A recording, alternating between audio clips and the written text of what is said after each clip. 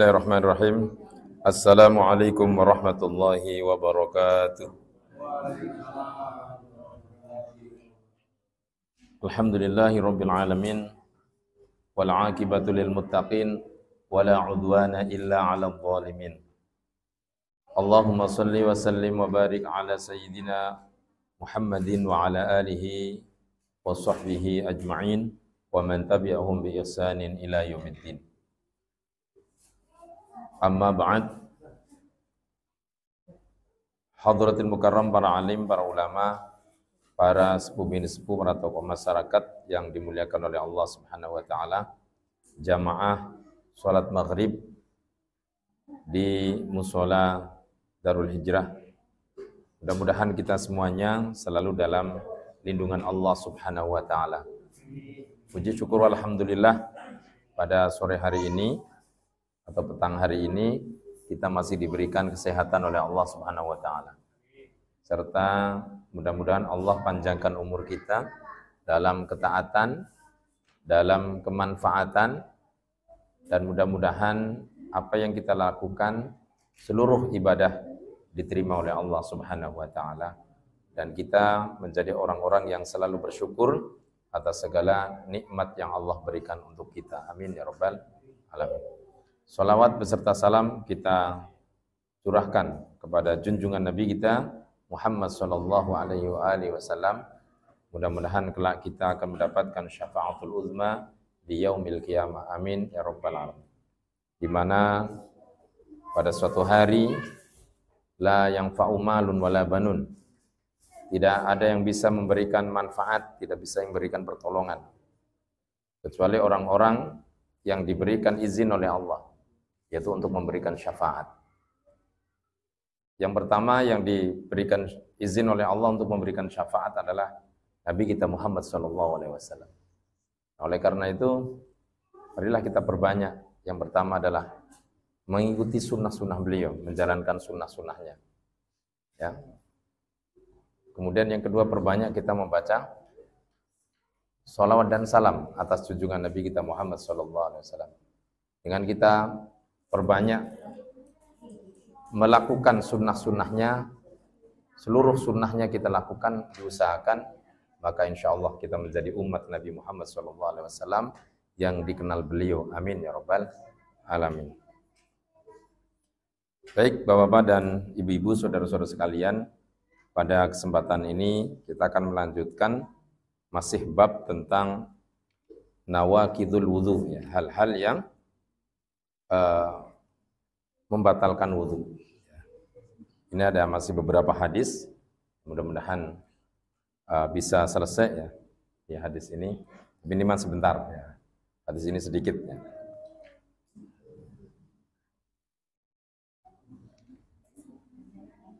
Di pertemuan yang lalu kita sudah membahas tentang apa yang membatalkan wudhu, ya kan?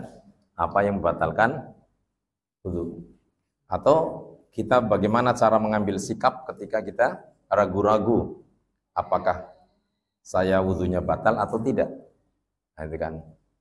Maka kita mengambil sikap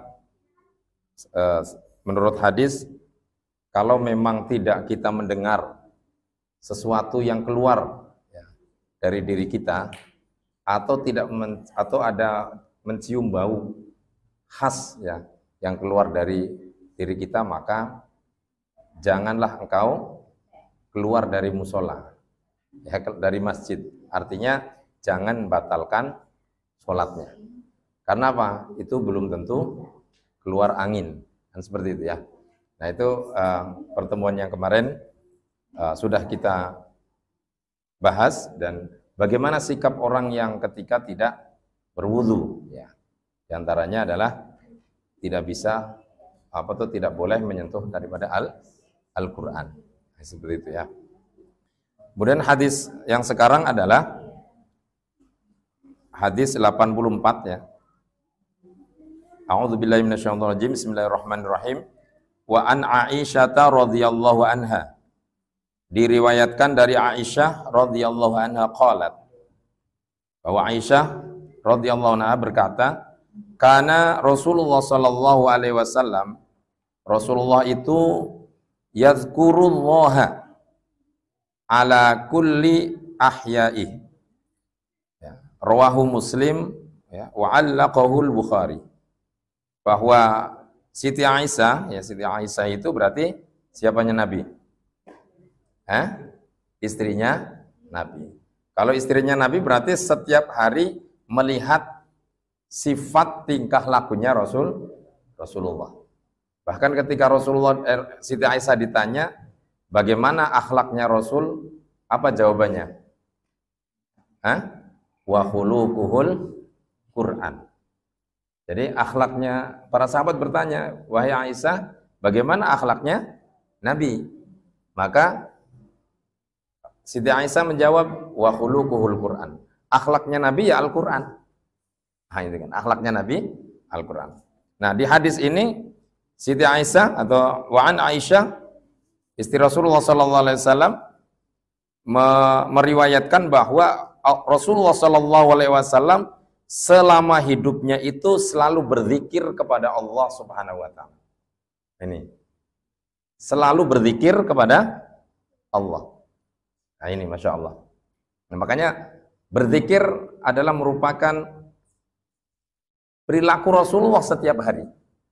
Jadi Rasulullah itu bahkan fi kulli hal, dalam setiap tingkahnya itu tidak pernah meninggalkan zikir. Ini Masya Allah. Tidak pernah meninggalkan zikir. Beda dengan kita. Zikir itu berarti apa? Mengingat Allah Subhanahu wa ta'ala. Maka penting bagi kita dalam setiap kondisi apapun, dimanapun kita berada, ya, kecuali dalam keadaan apa Rasulullah itu tidak berzikir. Yang pertama dalam keadaan janabat. Ya, dalam keadaan janabat. Janabat itu berarti dalam punya hadas besar. Nah, Rasulullah nggak berzikir. Kemudian dalam keadaan al-baul wal ghaid, atau dalam beliau BAB atau buang air kecil. Nah, beliau Rasulullah tidak berzikir.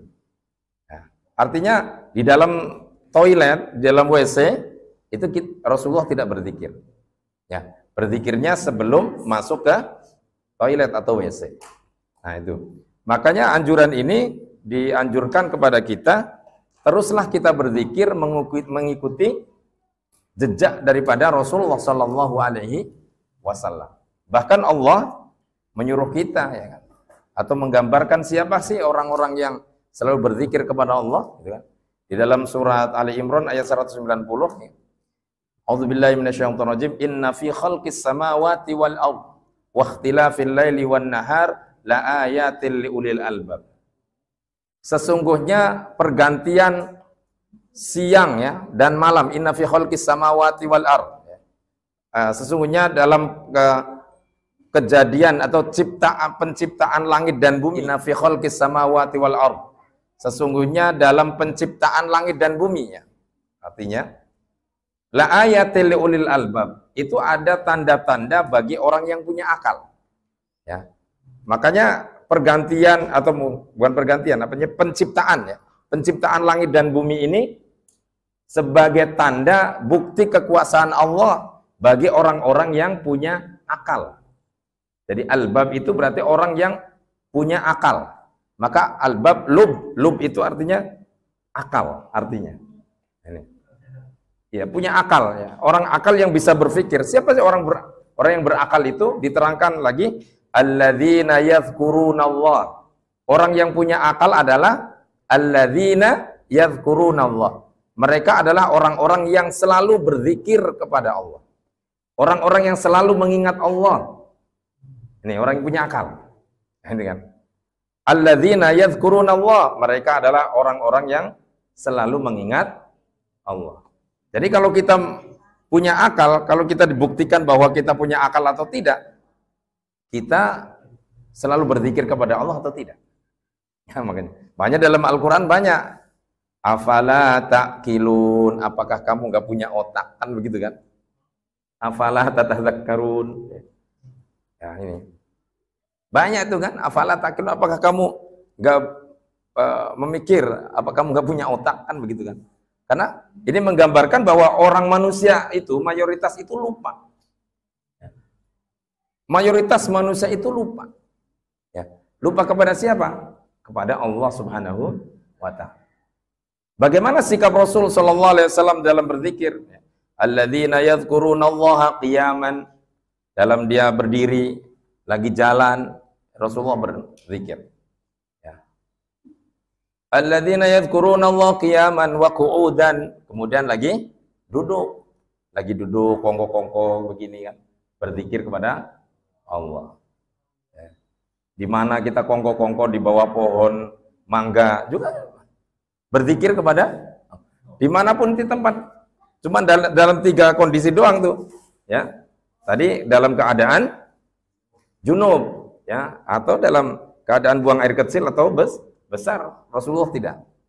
Ya. Jadi selain daripada itu, Rasulullah wa kullu ahya'i, setiap hidupnya beliau itu berzikir kepada Allah Subhanahu dalam setiap kondisi. Ya. Maka orang yang selalu berzikir qiyaman wa qu'udan wa ala junubihim. Ya, kemudian mereka berzikir wa ala junubihim ketika dia berbaring, ya. Ketika dia mau tidur selalu berzikir kepada Allah. Maka gunakan selama hidup ini untuk selalu berzikir kepada Allah. Bahkan Rasulullah itu selalu membaca Quran. Ya. Berzikir itu ya banyak. Dengan membaca Quran, ya. Kemudian kita menyebut nama Allah, ya.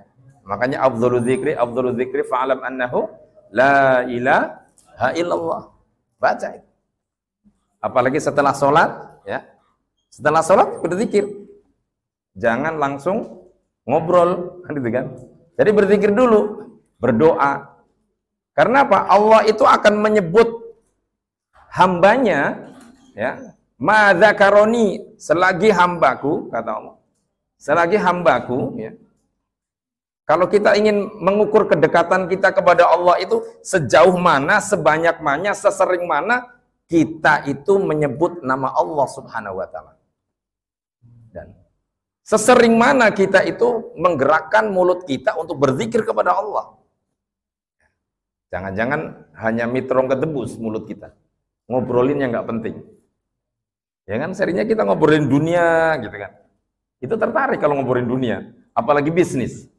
Ya kan? Bener nggak? Apalagi ngobrolin bisnis. Ya.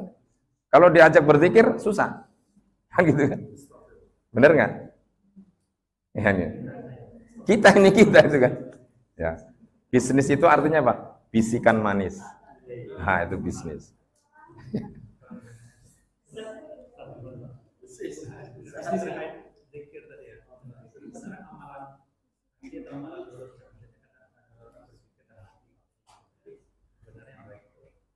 Ya mulut, ya hati, dua-duanya. Ya.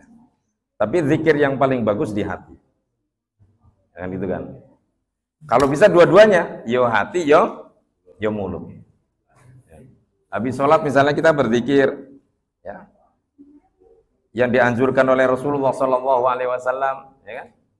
Nah itu berzikir, subhanallah, ya. Kemudian alhamdulillah, Allahu akbar. Itu jangan ditinggalin. Kemudian berdoa karena berdoa itu juga bagian daripada berzikir kepada Allah Subhanahu wa Ta'ala. Jadi boleh kita bahkan ada 2 pendapat, ya. Berzikir misalnya habis sholat boleh kita sendiri-sendiri, ya kan? Ya, maksudnya bisirri dengan sir atau bil alaniyah dengan kenceng, ya kan? Secara fikih pun diperbolehkan. Ya, misalnya ada satu imam yang memimpin, ya boleh-boleh saja. Apa apa untuk li ta'lim, untuk mendidik, untuk mengajarkan. Karena manusia itu belum tentu pintar semua. Kan benar kan? Maka diajarkan oleh imam supaya zikirnya selaras sama. Supaya biar berzikir. Supaya nggak ngobrol. Kadang-kadang ada yang memimpin saja, kadang-kadang pada ngobrol, apalagi nah itu ya. Maka seperti ini kita tolabul ilmi, seperti ini duduk di majelis ilmu ini adalah bagian daripada zikir. Ya, kita duduk di sini, nah ini bagian daripada berzikir. Maka manfaatnya subhanallah. Ya berzikir itu. Bahkan ada suatu amalan zikir yang nanti di akhirat itu menjadi pemberat timbangan. Amalannya apa? Subhanallah walhamdulillah wala ilaha illallah wallahu akbar.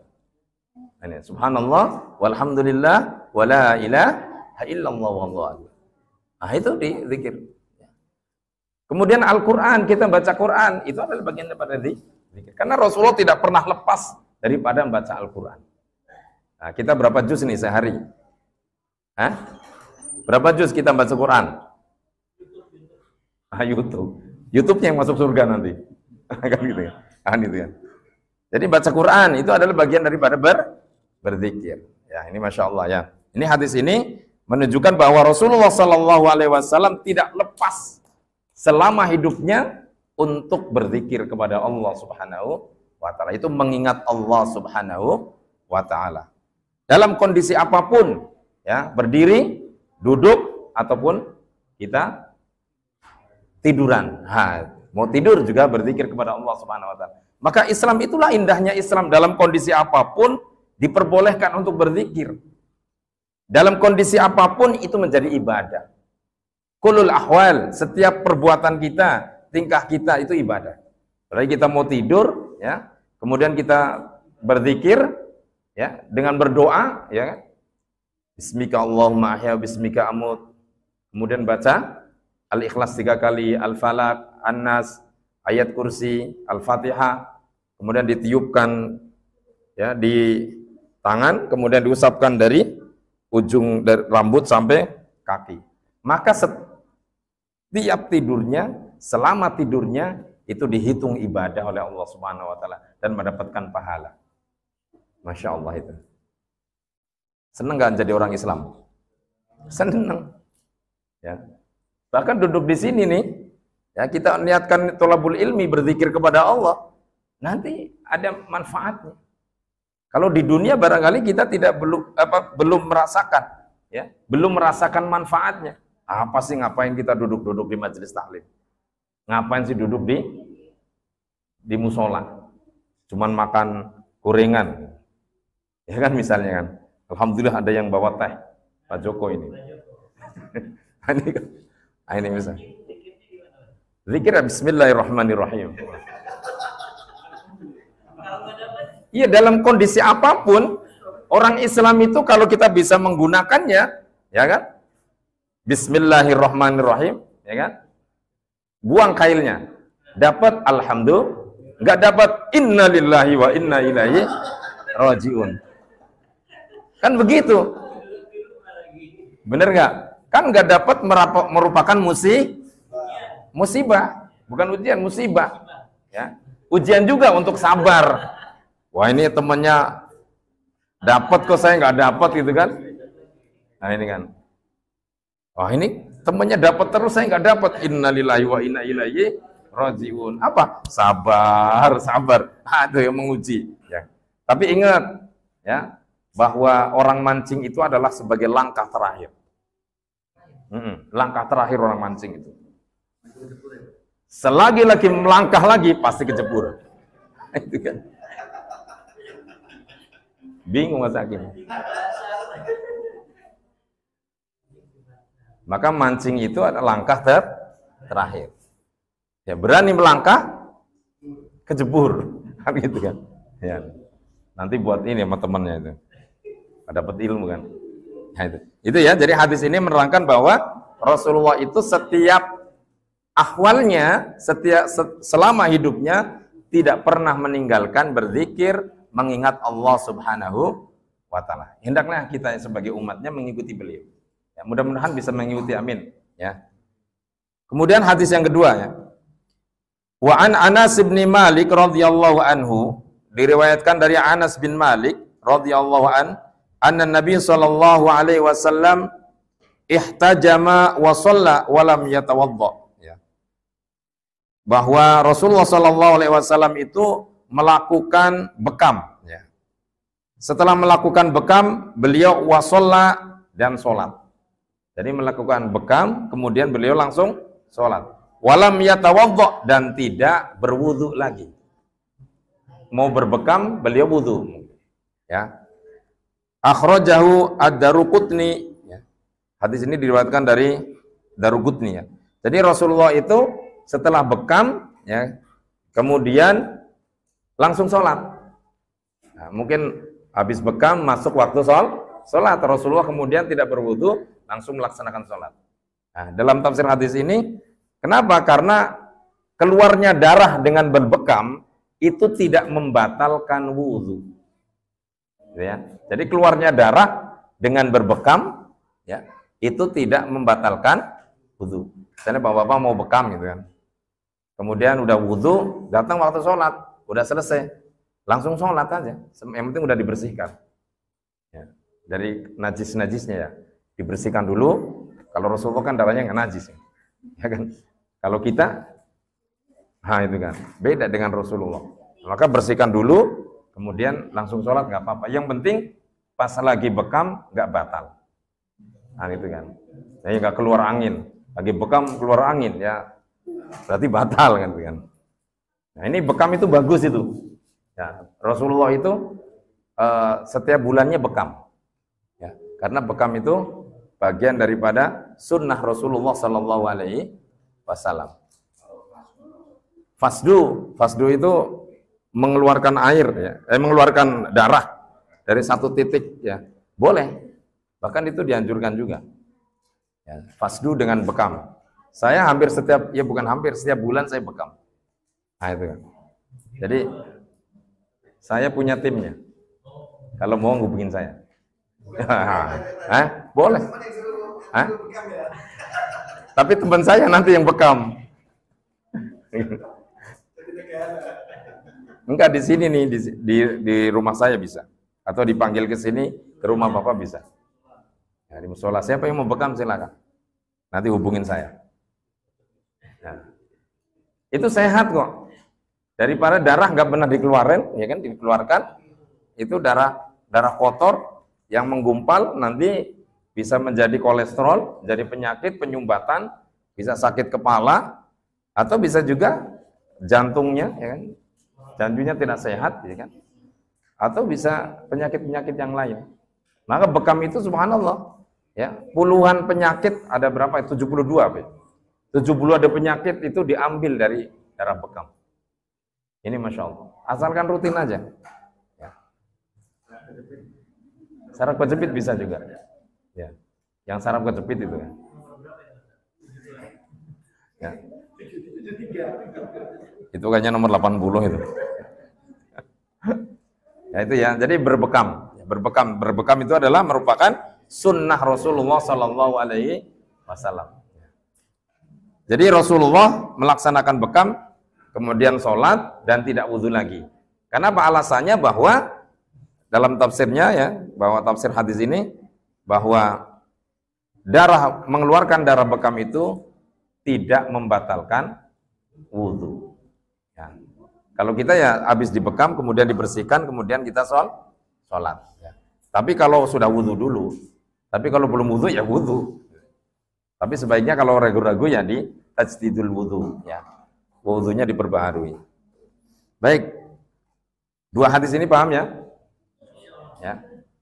Kemudian hadis yang selanjutnya adalah wa an Muawiyah qala Rasulullah sallallahu alaihi wasallam al-ainu wika'us sahi fa idza namat al-ainani istatlaqi al-wika rawahu Ahmad wa Tabrani. Rasulullah sallallahu alaihi wasallam, ya, hadis ini diriwayatkan oleh Muawiyah. Rasulullah sallallahu alaihi wasallam bersabda, al-ainu wika'us sahi, bahwa mata itu talinya dubur. Dubur, tahu dubur? Dubur. D-U-B-U-R. Iya, dubur ya. Bukan bubur, dubur. Talinya. Jadi mata itu talinya dubur. Ya, itu. Nanti dulu nih. Maksudnya apa kan gitu kan? Nih, idza namat ya, ketika tidur al-ainani dua mata, istatlaqi maka akan lepas al-wika'u talinya. Nah ini, jadi ketika mata itu merem, tidur, maka ikatan itu lepas. Maka orang itu kadang-kadang tidur itu dia keluar anginnya, kentut. Kan gitu kan. Ya kan, kan. Jadi al-ainu wika usahi. Nah itu ya. Jadi apa namanya? Asahi itu adalah artinya dubur. Ya.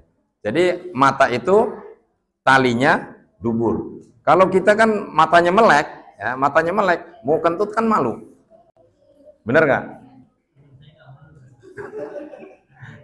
Tapi kalau misalnya dua mata ini tidur, merem, ya kan? Maka talinya lepas. Ya kan, talinya lepas. Maka duburnya dia membuka. Maka orang yang tidur itu seringnya mengeluarkan angin. Betul-betul. Makanya kalau untuk menjaga, makanya ada yang tidur itu yang kemarin itu kan, hadis yang kemarin bahwa tidur itu membatalkan wudhu. Nah, ada dua pendapat, tidur yang bagaimana kan gitu kan. Ketika tidurnya itu yang tidak menggeserkan pantat. Tapi kalau sudah yang dimaksud ini apa namanya, tidurnya yang kemarin posisinya yang bisa menggeser pantatnya, maka itu bisa membatalkan wudhu. Karena ini al-ainu wika usahi. Ya, bisa juga. Nah, makanya posisi tidurnya kemarin yang sudah saya contohkan. Ya, posisi tidurnya. Yang nggak berangkat ya berarti tinggal dilihat lagi di YouTube-nya. Ya, di part yang pertama. Nah, itu ya. Nah, oleh karena itu jagalah wudhu kita, ya. Ketika kita melek ini berarti bisa menjaga wudhu. Tapi kalau udah tidur, maka wudhunya tidak bisa terjaga. Kita nggak ngerti ketika tidur itu mengeluarkan angin atau tidak. Nah, jadi seperti itu ya. Maka tidur itu, kalau tidurnya dalam posisi yang tidak seperti kemarin, berarti bisa membatalkan wudhu. Ya. Makanya kalau sudah wudhu, ya hindarilah kita tidur. Apalagi dalam sholat Jumat. Ya. Dalam sholat Jumat dihindari. Ya. Udah kemarin ya.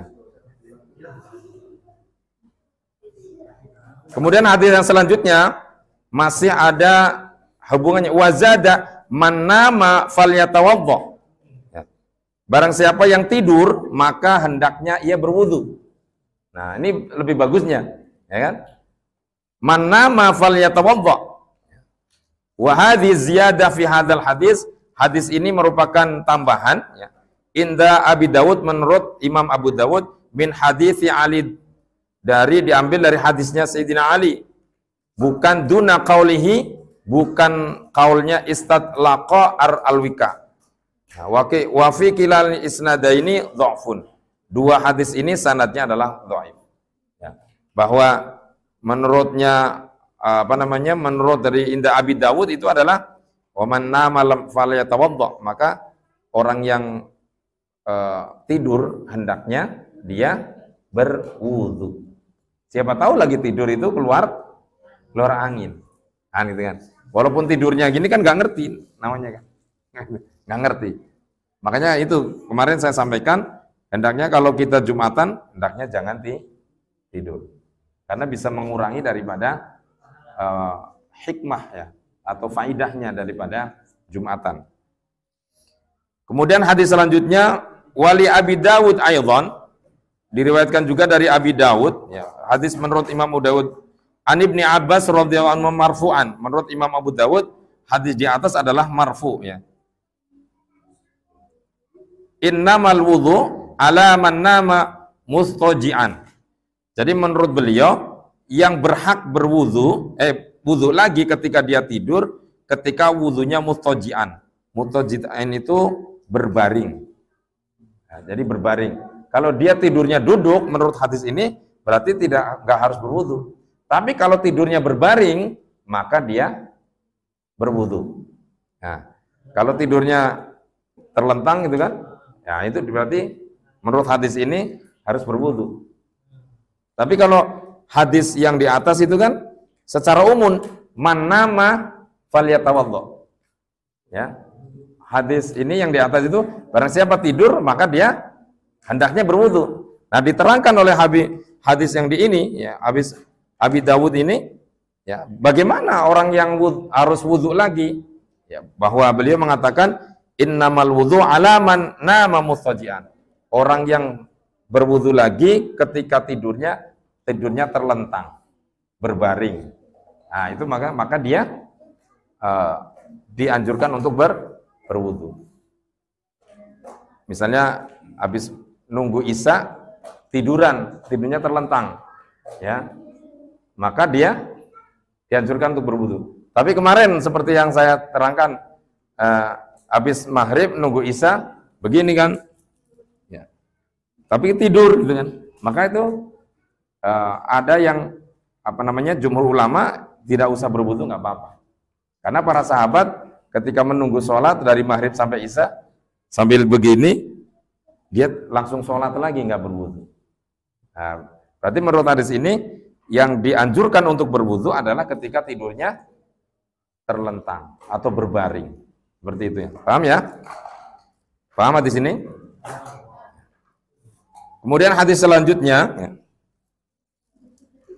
Wa an Ibni Abbas radhiyallahu anhuma anna Rasulullah sallallahu alaihi wasallam ya'ti ahadukumus syaiton fi sholati.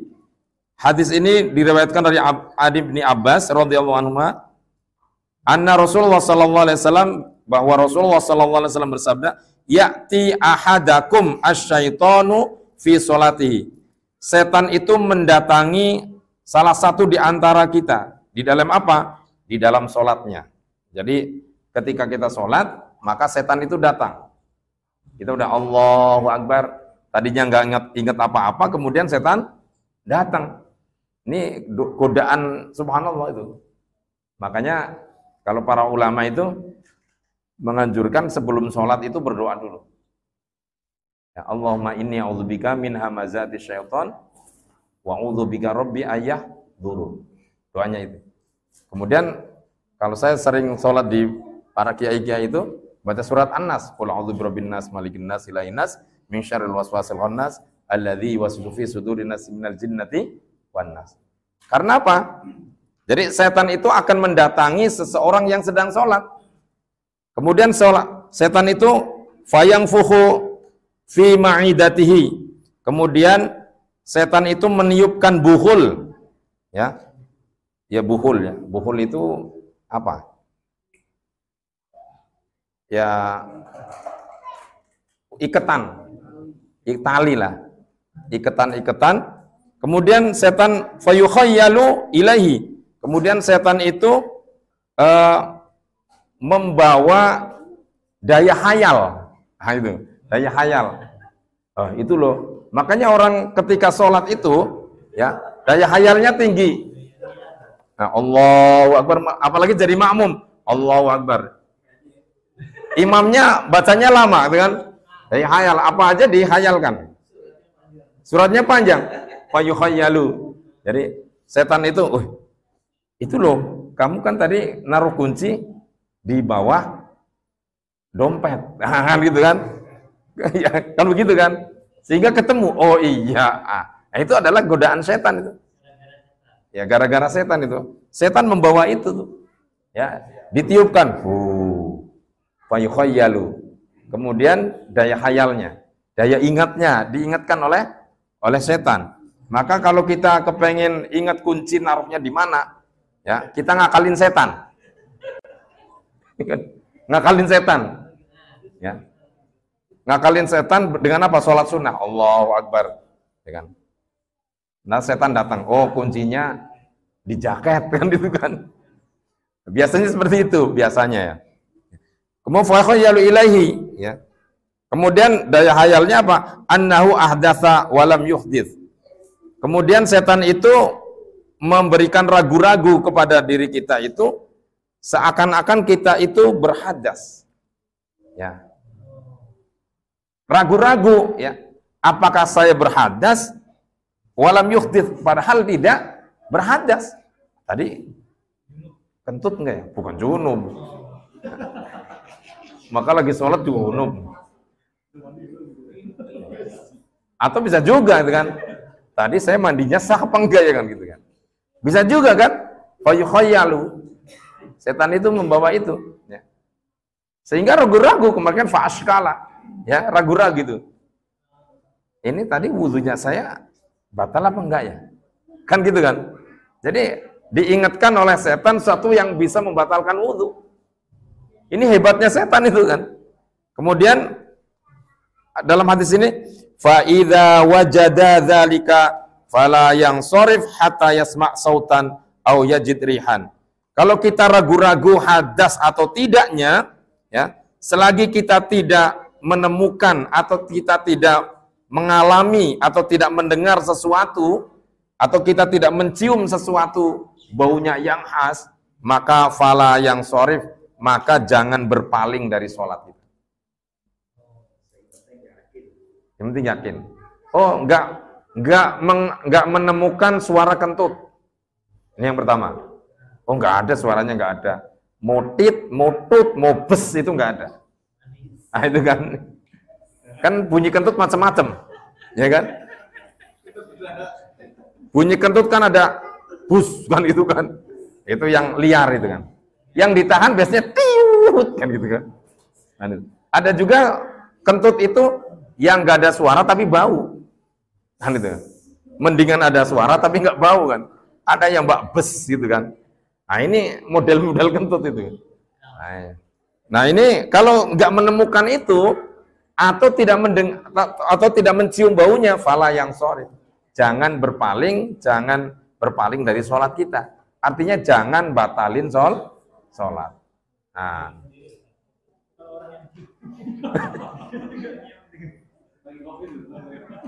Orang yang mencium, bisa juga orang mencium itu bukan dari, maksudnya itu dalam diri kita sendiri. Ya, kita sendiri yang alami itu ya. Ya, kita lagi sholat Allahu Akbar. Kalau kemarin kan di hadis yang kemarin kan perutnya itu kan kontraksi, ya kan? Ada suara bes, tapi nggak keluar dari dubur ya, tapi keluar hanya di perut. Ya. Nah, selagi itu tidak keluar, tidak bau mencium baunya, maka jangan dibatalkan sholat. Ya, iya. Adalah yang sampingnya kita yang kentut terus bau. Nah, saya batal ya. Ya kan nggak ngalamin, nggak waktu. Ya biar diendus dulu kan itu kan. Ya nggak batal, karena kita tidak ngalamin. Ya, karena kita nggak ngalamin. Tadi kan nggak benar sama nggak bau. Ya dari diri sendiri, bukan dari orang lain. Kalau misalnya bahasnya dari orang lain itu bisa juga. Berarti orang lain itu yang nggak tahu diri, kentut tapi nggak batalin kan itu. Iya. Iya bisa juga. Kata Pak Nanang bisa batal dua-duanya. Ini saya bau, oh, kamu kentut ya kan? Enggak kan itu kan. Nah, ini. Kalau imam yang ngakuin, karena imam itu bertanggung jawab kepada sahnya sholatnya makmum. Ya, sahnya sholatnya makmum. Kalau batal ya mundur. Ya berbalik aja. Kalau misalnya di situ ada, kalau misalnya di sini ada pintu keluar, ya lewat samping. Kalau nggak ada ya berbalik aja lewat sini. Nah, ngelangkain sholat. Ngelangkain makmum. Ya kan bisa sela-selanya kan. Ya, bisa lewat sela-selanya. Ya. Makanya sebaiknya itu masjid musola itu ada jalan tembus untuk keluar. Untuk antisipasi makmum itu batal. Imam batal. Untuk antisipasi imam batal. Tapi itu ada ya? Oh loh jadi ya. Wah itu susah lagi tuh ngerjain imam ini kan. Ya kan? Nanti imamnya batal mau keluar malu ya kan? Kemudian masuk ke kamar sini ngumpet dia kan. Nangis. Ah ini yang bahaya itu kan. Ya. Maka imam itu ketika batal ya batalin aja udah. Kemudian siapa yang berhak menggantikan orang yang di belakangnya imam? Belakang persis. Iya, belakang persis dulu. Samping itu nggak boleh. Belakang imam dulu. Ya. Yang di belakang imam itulah yang menjadi badal daripada imam tadi. Maka dianjurkan orang dewasa. Nah, orang dewasa yang mampu. Ya. Jangan anak-anak. Kalau anak-anak nanti, kalau misalnya di sini yang nggak mampu, ternyata samping kanannya mampu, yang samping kanan yang maju. Tapi ingat, jangan rebutan. Tiga-tiganya maju. Nah, ini berapa itu kan? Kepengen jadi imam semuanya. Atau nolak semuanya, yang tiga-tiganya mundur semua. Nah, ini susah juga itu kan. Nggak ada yang jadi imam itu kan. Makanya yang berhak menjadi imam, yang menggantikan badalin imam itu adalah yang di belakang. Maka dianjurkan yang di belakang itu ya yang mampu untuk bisa menjadi imam. Paham itu ya tentang imam ya? Nanti nggak berani di belakang imam lagi.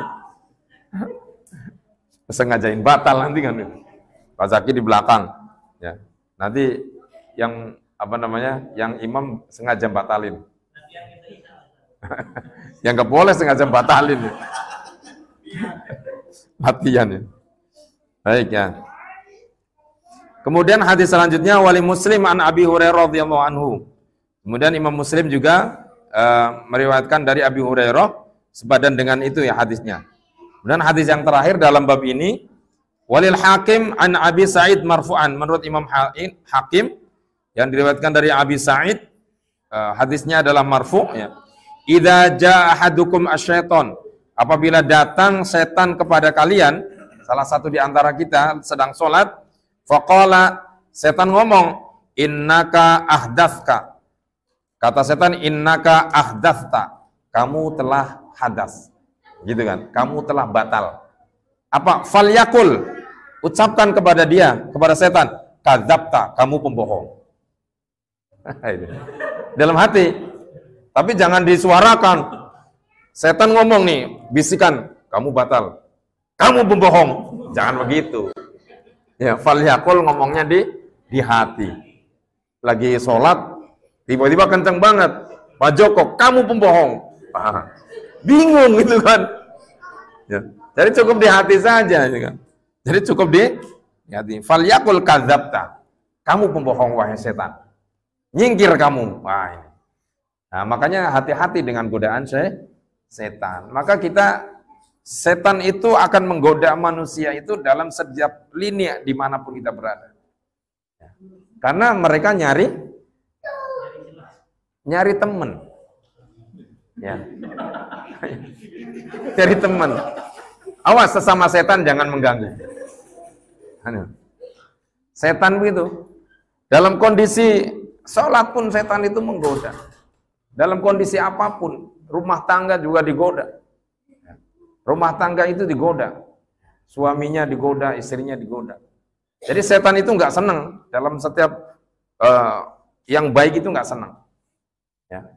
Apalagi lagi sholat, setan rubut, bala tentaranya datang. Kamu batal, bohong kamu, gitu. Di hatinya, dibentak saja, maka setan akan takut.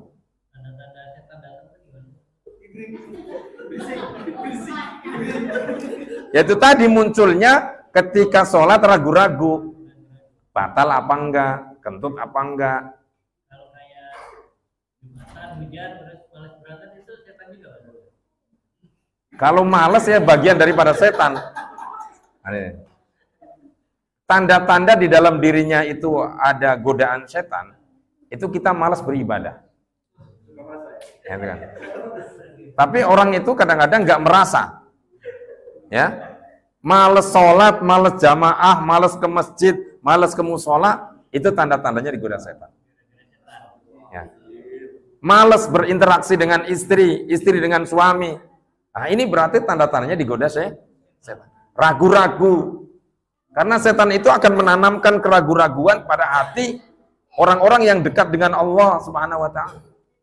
Orang-orang yang berzikir kepada Allah, orang yang dekat dengan Allah, orang yang selalu ibadah, itu akan tanamkan ragu-ragu. Tapi kalau kita zikirnya, ibadahnya sudah ikhlas karena Allah, setan akan menyingkir dengan sendiri. Maka ibadahlah karena Allah Subhanahu wa ta'ala. Karena dengan jalan ikhlaslah, ya, maka setan tidak akan bisa menggoda orang yang ibadahnya ikhlas. Masya Allah. Jadi suami yang ikhlas, jadi istri yang ikhlas, jadi bapak-bapak yang ikhlas, jadi ibu-ibu yang ikhlas mendidik anaknya di dalam rumah tangganya. Karena ikhlas inilah setan tidak akan mampu mendekat orang yang ikhlas. Orang yang sholatnya ikhlas karena Allah, yang tidak ada ta'aluknya dengan dunia, setan pun tidak akan bisa mendekat. Tapi kalau kita masih ada, ya, kalau kita masih ada ta'aluk kita dengan dunia, maka setan akan mudah untuk mendekati hati kita. Masya Allah. Ciri-cirinya bagaimana? Orang yang selalu ikhlas karena Allah adalah tenang. Ya, tenang, ibadahnya tenang, ikhlas karena Allah, tidak ada tendensi. Nah ini Masya Allah, ya. Maka selalulah kita berlindung kepada Allah Subhanahu wa ta'ala agar kita dijauhkan dari godaan syaitan. A'udzu bikalimatillahi tamma min syarri ma khalaq, ya. A'udzu bikalimatillahi tamma min syarri ma khalaq, ya. Atau a'udzu billahi samil alim minasyaitonir rajim. Teruslah kita berdoa agar setan itu dijauhkan dari kita. Teruslah kita berlindung kepada Allah Subhanahu wa ta'ala agar kita selamat dari godaan setan. Ya. Silakan. Saya sambil minum deh. Kalau ada masalah gitu ya, jadi kita kan dianjurkan untuk sholat lah ya.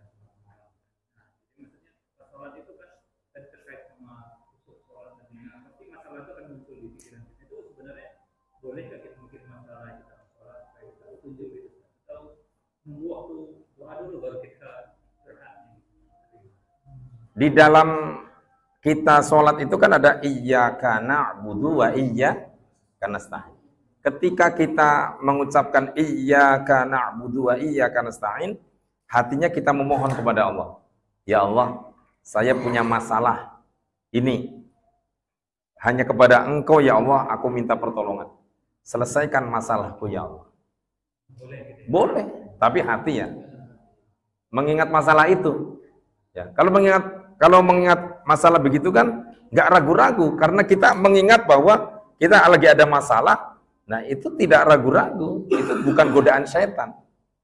Ya kan? Karena kita memohon kepada Allah, ya, karena minta Allah menyelesaikan masalah kita. Kalau tadi kan menghayal, ya. Yang menghayal bukan-bukan, apalagi habis pulang kerja, naik motor, di depan ada Masya Allah itu kan. Ya kan, ada seorang perempuan dikejar ya. Wah, sampai rumah maghrib, Allahu Akbar. Setan datang, itu loh tadi yang depanmu. Nah, itu berarti takhayal. Jadi daya khayalnya seperti itu. Tapi kalau lagi ada masalah kita mendatangkan masalah itu ketika sholat, karena sebaik-baik berdoa itu ketika kita lagi sholat. Sebaik-baik doa ketika lagi sholat. Maka doa sholat itu subhanallah, ya. Tapi Allahu Akbar, jangan ngelamun ya ketika alhamdulillahirabbil alamin. Ya, itu masalah. Ya kan? Tiba-tiba dimunculkan oleh setan. Itu kan? Tadinya nyari nggak ketemu, di mana tadi kan? Ya, pas sholat bukan munculnya secara spontan. Kalau tahayyalo itu berarti tahayyala itu munculnya secara spontan. Tiba-tiba diingetin sama setan. Yang tidak kaitannya dengan hal-hal yang mendekatkan diri kepada Allah. Kalau tadi misalnya ada masalah, kemudian kita berdoa kepada Allah, itu kan suatu masalah itu bisa mendekatkan diri kita kepada Allah dengan memohon kepada Allah dengan berdoa. Karena doa adalah bagian daripada berzikir. Seperti itu kira-kira.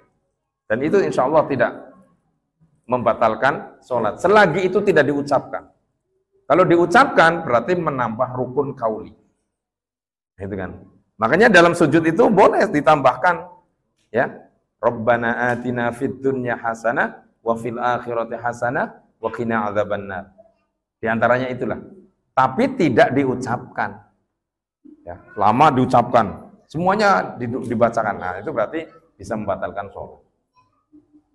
Kalau yang tiba-tiba muncul sesak itu Mas,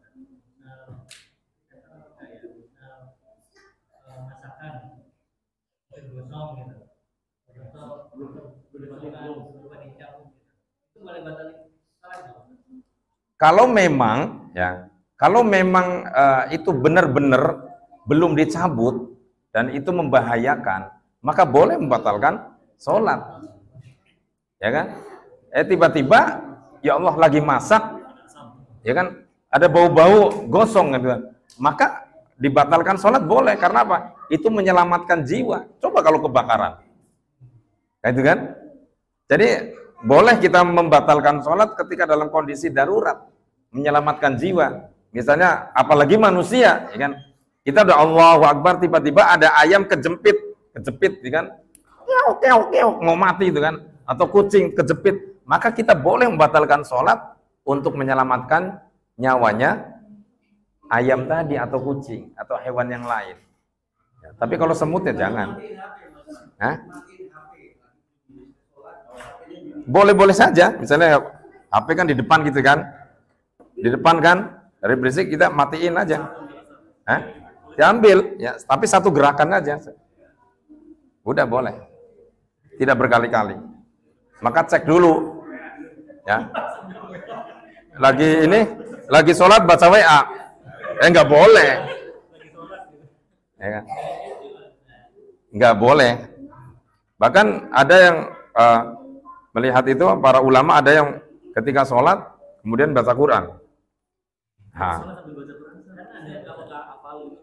boleh. Sholat wajib boleh. Bukan menghayal. Jadi misalnya depan itu ditaruhin Quran yang besar, ya kan? Supaya khatmil Quran dalam sholat 5 waktunya, maka boleh. Ya.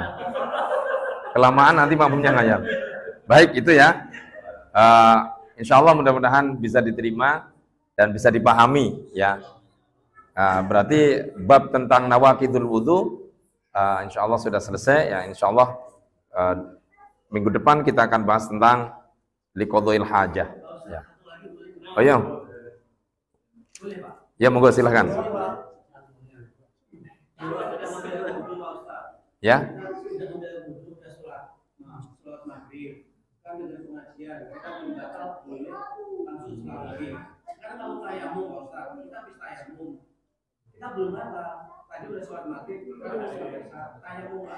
Kalau tayamum berbeda. Kalau tayamum itu untuk sekali. Kan itu, untuk sekali waktu.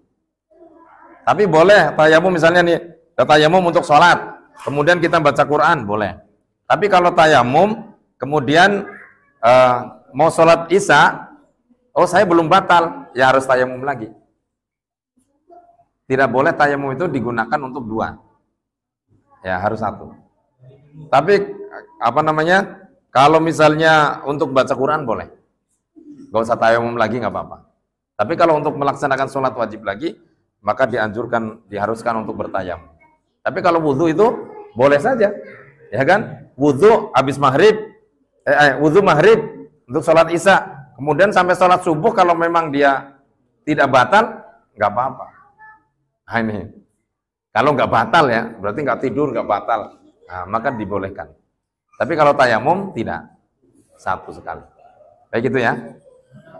Karena sudah isya ya. Alhamdulillah telah selesai di bab nawaqidul wudu. Insyaallah kita pertemuan berikutnya tentang bab adabi qadha'il hajat ya. Insyaallah mudah-mudahan diberikan kesehatan, panjang umur, dan kita diberikan istiqomah untuk thalabul ilmi. Baik, mari kita akhiri dengan bacaan hamdalah dan doa kafaratul majlis. Alhamdulillahirabbil alamin, subhanakallahumma wa bihamdika asyhadu an la ilaha illa anta astaghfiruka wa atubu ilaik. Assalamualaikum warahmatullahi wabarakatuh.